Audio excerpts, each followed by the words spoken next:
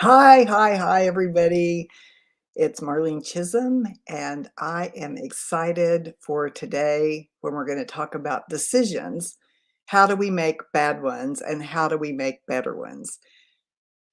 We had over 800 people sign up for this one. We have a global audience. I'm really excited that there's so many leaders that are working on their own skills, taking their own time, and I can't wait to get into the chat and see who's here. So if you would just let me know you're here and where you're from, and I'll read out a few names. I'll check in occasionally. This is a really content rich program that I've developed for you today because I'm talking about choices in chapter 8 of my book, From Conflict to Courage. Now, it's not going to be out till May of 2022. This gives me a lot of time to think deeply about it, to talk with you, to hear what your challenges are, and so on. So we're really going to talk about a lot of um, things around decision and choice today. So hi, Amanda, one of my favorite people. We've got someone from India, Chicago, another from India. Got a lot of people lately from India. So hi, Rakesh, good to see you.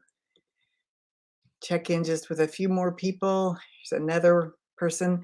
Okay, so let me give you a little bit of a snapshot and overview of what we're going to talk about today. Do you really trust your decision-making abilities? As a leader, I know that it's really important. All you do is make decisions, and you have to feel that you've got good capabilities in making decisions. Otherwise, you're really gonna struggle. And do you often look back with regrets?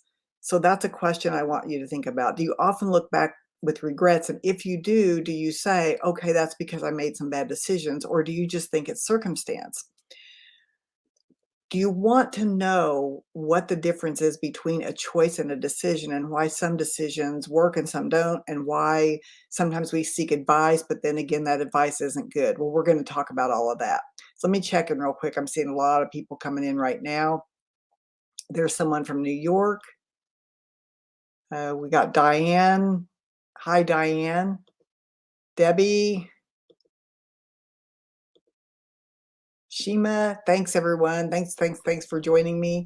We have someone from Saudi Arabia. I'm getting a few friends from there off and on. So very exciting. In my mind, exciting to have different cultures and backgrounds so that I can learn and you can learn. And you know, it's not about what's right or wrong. It's about learning from each other. So that's really one of my goals.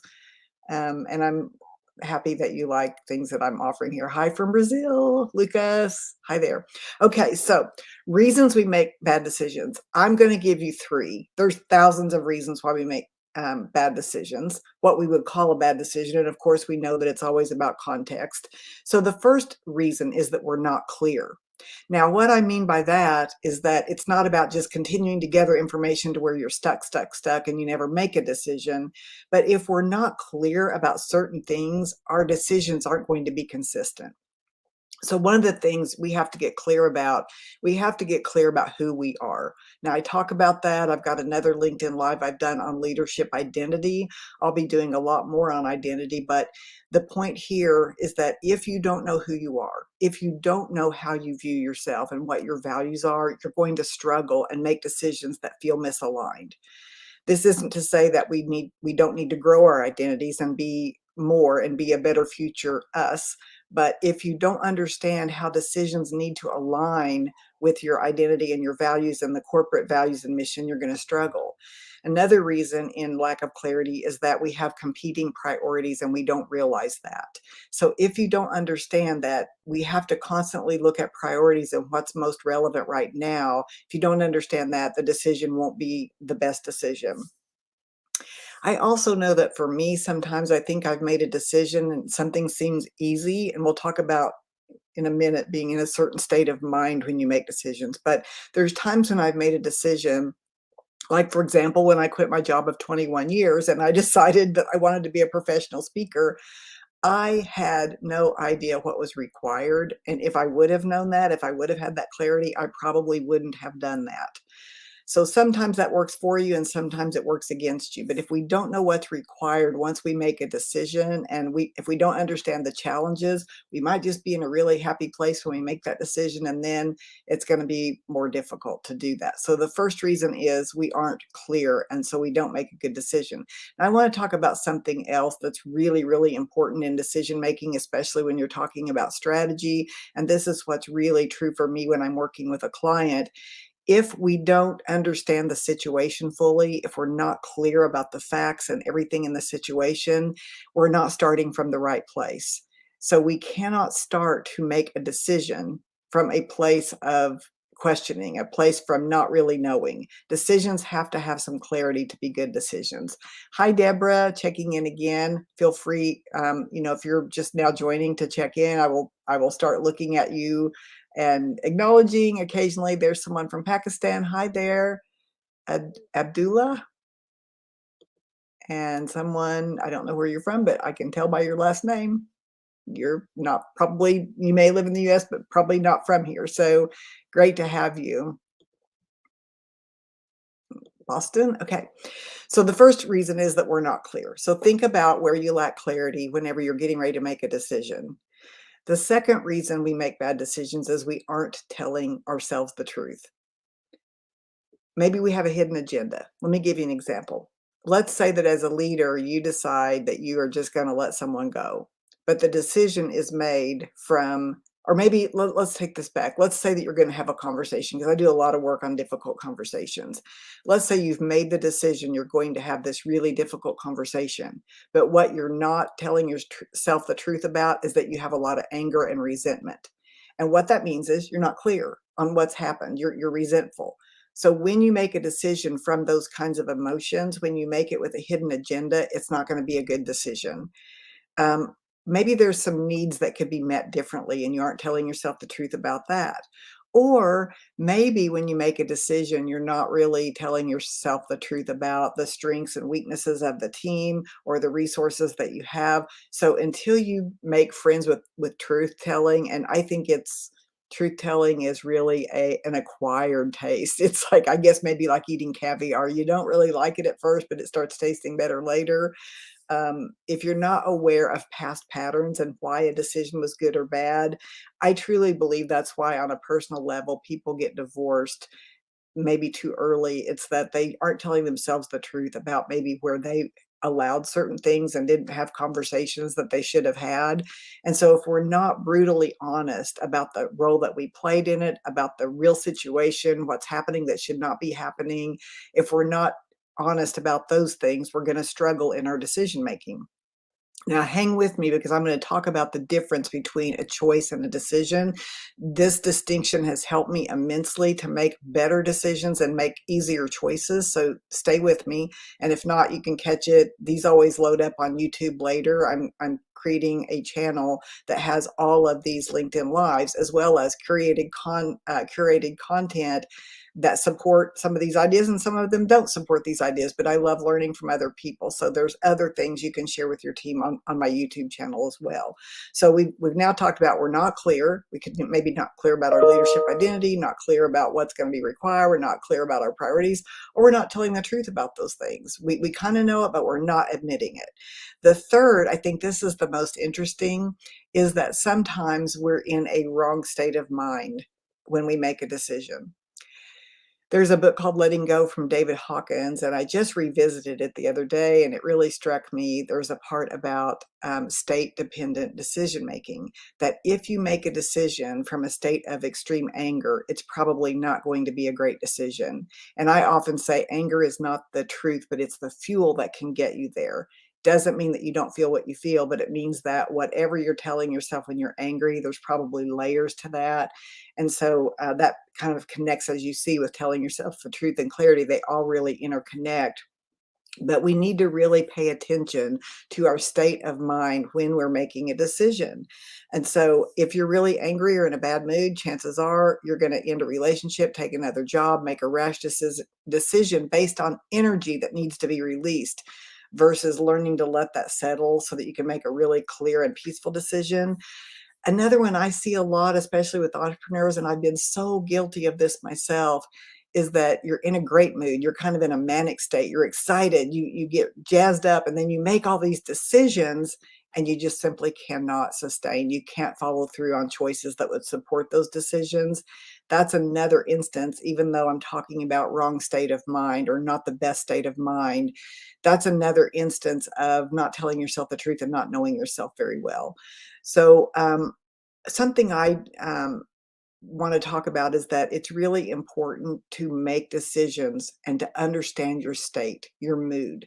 Understand that if you can get yourself into a really peaceful, clear state of mind, your decisions are going to be a lot more grounded. They're going to be better. They're going to be something that you can achieve and get support with, get resources for, versus if you're manic or if you're angry or if you're depressed. Those decisions, it's not the time to make a solid decision from those states of mind. Um, I want to say this too, because I see this and I've done this before, but this clarity has helped me and so many of my clients. We don't want to make decisions from the standpoint of, do I feel like it or not? Feelings are important. I talk a lot about feelings, but we have to understand the context, from feelings versus thought versus decision making. So when we say, I've made a decision to go to the gym, for example, but today I don't feel like it, that's not a decision. That's really just a reaction. That's really just going with whatever mood you're in. That's not a decision. A decision is different. So I'm going to look here real quick on the thread, and it says, what strategies can we adopt when dealing with techie colleagues so that we get to a win-win status? Okay, well, that's a little bit different scope of what we're talking about today. But this is what I want to say to you, Chang, is that everything that we do as a team has to happen through conversation. And sometimes we have to listen first and understand someone and meet someone where they are. And so that can even be a decision that you make as far as working with someone that's difficult to get along with. I'm going to make the decision, and that's a decision that I will always listen first. That's a decision. It's also a choice, but we're going to talk about the difference. So decisions have to be made from a clear state of mind, because if we make a decision based on my mood or if I feel like it, it's not really a decision. It's just going to be a whim. So I'll review those three reasons. We're not clear, we don't tell ourselves the truth, or we have the wrong state of mind for good decision making. And here's the deal. In order to support a decision, you also have to find that same state of mind to be in that state of mind that the decision was made. Because if you make a decision in anger and later have regrets, what that means is your anger has dissipated. You're seeing things differently. You've calmed down. So, here's another LinkedIn user that says how to stop thinking about a bad decision. My best advice for that is to decide to learn from your bad decisions. And I also want to say this. We don't always know if something is a bad decision. I'm using that term right now, good decision, bad decision. But let me say this. You'll never know the outcome of a decision you didn't make. So while we do this in our mind, and I talk about this in the book too, about our narrative, we'll say, wow, that was so stupid. That was such a bad decision. And if I would have done, like, if I would have chosen this person for the job, everything would have worked out better. If I wouldn't have taken that promotion, if I would have moved. But the truth, and this is what I mean about telling yourself the truth. The truth is you will never know the outcome of a choice you didn't make. That is all narrative. And so that's how we don't tell ourselves the truth. So what you do with that is you say, I don't know what the outcome might have been, but this is where I am now. And I've learned some distinctions about my decision making from this outcome. Because if you're going to make up a story that it would have been better, make up a story that you would have died in a car wreck on the way to your new job. You don't really know. You do not know sometimes whether something was a good decision or a bad decision. The way that I measure a good decision is with the information that I had, the due diligence that I did, the alignment with my overall goals and intention and my values as a leader. That was the best decision I had access to at that time. And I also leveled myself out and I got clear. I didn't make it from emotion. So that's how I, for myself, qualify whether it was a quote, good decision or bad decision. But in a bigger scope, we never really know whether something was good or bad because that's context. That's our way of analyzing. So I hope that helps some people. Yeah, we're going to talk about that, Arvid. We're going to talk about the difference between choice and decision. I'm going to do that in just a moment.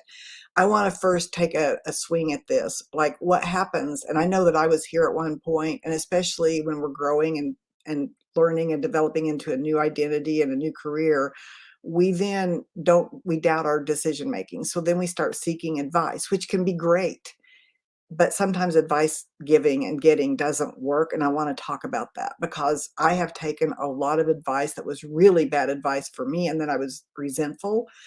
So the first thing you have to understand is that you have to own any decision that you make. It belongs to you. It will always belong to you, no matter what someone advises you. So if you're not able to take the advice, you have to own that. If you do take it, you will be the one that pays the consequences, you, not them.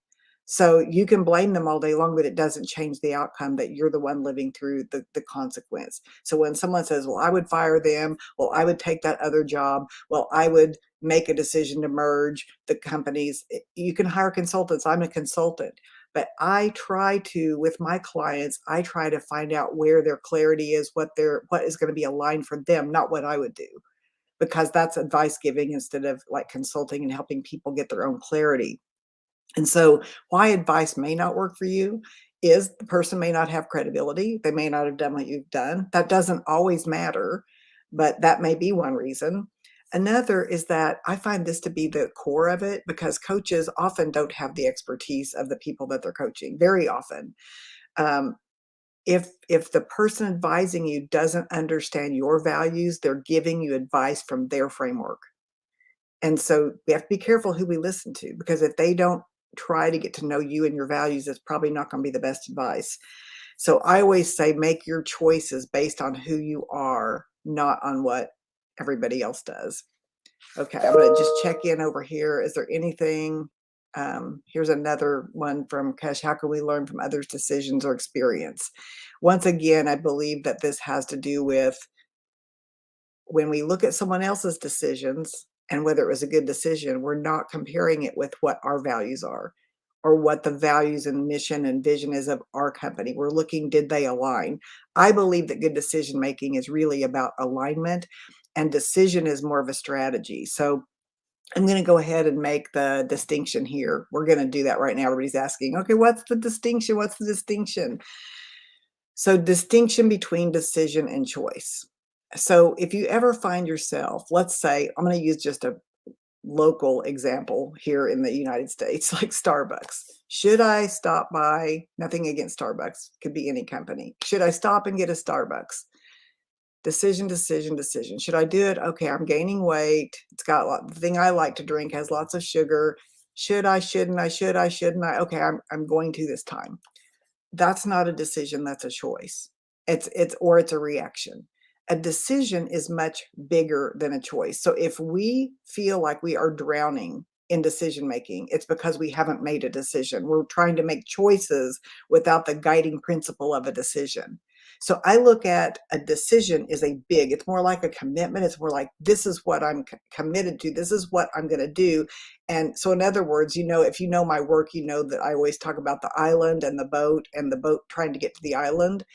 I look at the island as the decision, as the commitment, as where I'm going. And I look at rowing the boat as choices that commit to that decision. So if we're trying to choose all day long, we're going to be exhausted because choosing and decision making works in the prefrontal cortex. And once you make a decision and then you start aligning your choices, which are smaller decisions, but they're much smaller, you can make those choices become habits. And then you don't have to think about it and you conserve energy and you get more creative, you have more productivity. That's why when you make decisions about your values, about your mission, about your intention, about where you're going, about your outcome, when you make a decision, choices are there to support that decision. So in other words, if I make the decision that I'm going to eat healthy and I define what that looks like, no processed foods, no sugar, lowered carbs, and I have a certain definition for that, an amount, I don't have to keep thinking about what I'm gonna eat because if I go buy fast food, that's not on the menu. That's not part of the decision I made earlier, so therefore, there's no exceptions. I already know that's not what I'm having. If I go to a restaurant, I already know I've eliminated fried foods and I've eliminated all the heavy carbs like the donuts and stuff like that. So, using that personal example, these same principles work in your business, they work in your leadership role. So a choice is it's a small action that we take to align to a decision. And so decisions guide choices. And if you make this distinction, it's going to help you make better choices. Um, and so I want to say this about choices and decisions. Okay. A decision is bigger, a choice is smaller. A decision is more intentional. A choice follows that intention. That's why there's more time spent in a decision than there is a choice. And when people say, well, you have a choice, you have a choice, they had a choice. You only have a choice if you recognize there's a choice. Otherwise, it's just a reaction to programming. And so I think it's Eckhart Tolle that used this, and I put this in my book as well. Whether this will stay there or not, I don't know, but there's an analogy of a beggar that's asking for help, asking for money, and he's sitting on, or she is sitting on a chest of gold. The chest of gold is there. The money is there, the opportunity is there, but the beggar doesn't know it. Therefore, they continue to seek outside themselves. So if we have choices, but we don't know they're there, we really don't have choices. It's just a reaction, it's just a trigger, it's just programming. So while decision is very conscious, it's very deliberate, it's longer term, it's bigger. A choice can be a conscious choice. Otherwise, it's a habit. And if it's a habit, it's because you've done it long enough and the habit either supports you or it doesn't.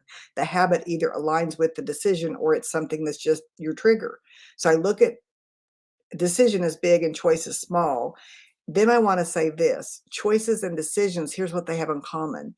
They're both always based on something. So if your choices are based on a decision, it's much easier. If a choice has to be thought through every time you drive by Starbucks or every time you get ready to eat or every time you get ready to hire someone or every time you get ready to partner with someone or every time you get ready to launch a new product, if you have to keep making choices, it's not sustainable because it will exhaust you. So decisions frees up brain energy and then choices simply align to that. And so the notes that I have here that I wanted to share with you is that this choices are always based on something. So are decisions. What are they based on? If they're based on a decision, that makes life easy. If not, you're going to base your choice on convenience. Was that easy? Was that difficult? You'll take the path of least resistance. It'll be based on the need to win, the need to be right. A conversation with that difficult person will not be a choice. It'll be based on my desire to win and be right, my ego. It won't be based on a decision about who I am as a leader. It won't grow me. It'll just be something that's comfortable and I'll feel good and I'll feel right, but it still wasn't a good choice because we didn't get to an end result that we wanted together. It'll be based on looking good. It'll be based only on making profits and not the bigger picture. If it's based, here's my biggest trigger when I'm working with someone and I'm coaching them, but I didn't feel like it. Well, we have to do things we don't feel like. Feelings are just there to guide us to tell us either how much work we have to do or how much awareness we need to increase. Feelings are important, but we don't make decisions based on feelings. We make decisions based on values and outcomes. So that's the difference. We don't make decisions based on feelings. So I'm going to wrap up here with just a quick review and an invitation. The three reasons we make bad decisions is we're not clear, we're not telling the truth, or we're making the decision from a wrong emotional state. When we seek advice, it's often because we don't want to own the result and we're afraid to be wrong. So you have to take advice from someone who can coach you into getting your own clarity about your values and about the truth of the situation and about the outcomes that you want. Decisions are better made when they're made from a peaceful state of mind. And the distinction between decision and choice is decision is big, it's intentional, and choice follows the decision. And choices, when they're made from that perspective, are intentional and they're conscious. And otherwise, it's not really a choice, it's just a reaction. And then we judge ourselves for those reactions instead of healing our dysfunctional patterns. So I'm going to invite you to reach out to me later, share a question if you have one. I'm looking on here, not seeing a whole lot, so I don't know if people are just being quiet today or if people are just gonna watch this later. Like I said, um, we had well over 800 people, sign up for this, so I'm excited about that. Um, Khalid says, "What if a supposed good, smart decision taken now bring bad consequences in 5 to 10 years?" I say we have to quit judging it as bad and say, "Did I have all the information I needed? Was it based on an outcome I wanted, or has my values changed?" So we just learn from it, really. We just learn for it. We don't make decision on feelings, we based on values and outcome. I think yeah, you like that one. Thank you. I'm glad you do. You're welcome. Thank you. So I wanna share this with you. I am putting all these on my YouTube channel, so it'll be there today. It's also on LinkedIn. Sometimes I find it's difficult to find on LinkedIn, but if you also want to stay in touch with me, I do a newsletter that comes out every Monday. It's pretty short. It's based on some of my articles on Smart Brief. Sometimes I'll put one of these videos, but you can sign up at marlenechisholm.com, and then you'll get a free download, and then you'll be on my newsletter list. So I just wanted to invite you to that before we end. So Cody says, when seeking out advice, is important to gather a couple pieces of advice from different sources because advice may not be good from a single source. That's so true. I really love to hear different perspectives, and you know that old saying, consider the source, both positive and negative, right? So they would advise that because this is their life experience. They would advise this because they've made a mistake before and it didn't work out. We have to consider their life experience, their values, and so often. Otherwise, we're taking someone's advice. If we, I hate this saying. I hate trust me. I always say, listen to me, consider me, but trust you because you're the one that's going to have to deal with the consequences. I can advise you all day long based on my experience, my values, and what's worked for me. In the end, you have to live in your body, in your company, in your area, and it'll work for you or it won't work for you. Thank you, Tracy. So glad you came today. So I hope you enjoyed this, and reach out to me later. Tell me what you got the most out of. Tell me how you use this. I'll be checking in later to the thread. Thanks everybody for attending, and I'll see you next month.